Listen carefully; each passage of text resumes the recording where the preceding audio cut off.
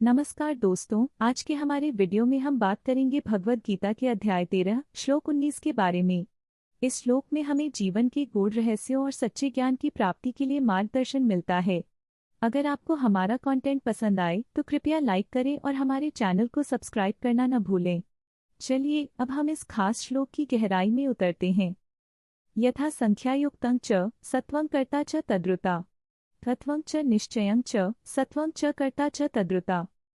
जैसे जैसे व्यक्ति अपने कर्मों का फल अनुभव करता है वह सत्व, रज और तम गुणों के प्रभाव में आता है।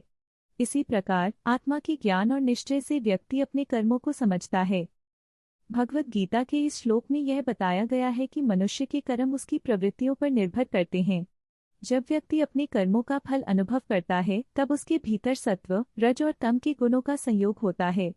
सत्व गुण ज्ञान और शांति प्रदान करता है, जबकि रज और तम गुण व्यक्ति को भटकाते हैं।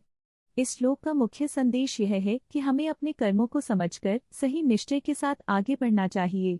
इस प्रकार व्यक्ति जीवन में सच्चा ज्ञान प्राप्त कर सकता है। एक बार की बात है, एक छोटे से गांव में राधा नाम की एक लड़की रहती थी। वह बहुत ही चतुर और समझदार थी, लेकिन उसके माता पिता ने उसे बहुत कड़ी मेहनत करने के लिए कहा। राधा को यह समझ नहीं आ रहा था कि उसे क्या करना चाहिए। एक दिन उसने अपने दादाजी से पूछा, दादा, मैं कैसे जानूं कि मुझे क्या करना चाहिए? दादाजी ने मुस्कुराते हुए कहा, बेटा, जब तुम अपने कर्मों का फल देखोगी तब तुम समझ पाओगी। तुम सत्व, रज और तम के गुणों को पहचानो। राधा ने सोचा, क्या मेरा काम सत्व गुण के अंतर्गत आता है? उसने निर्णय लिया कि वह अपनी पढ़ाई पर ध्यान केंद्रित करेगी। लेकिन उसके दोस्त उसे खेल कूद में शामिल होने के लिए बुलाते थे। एक दिन जब राधा ने अपने दोस्तों को देखा तो वह थोड़ी उलझन में पड़ गई। उसने सोचा, अगर मैं खेलूं तो मेरी पढ़ाई प्रभावित होगी। उसने अपने दादाजी का कहा याद किया, मैं अपने कर्मों का फल देखूंगी। उसने अपनी पढ़ाई पूरी की और समय पर खेल का आनंद भी लिया।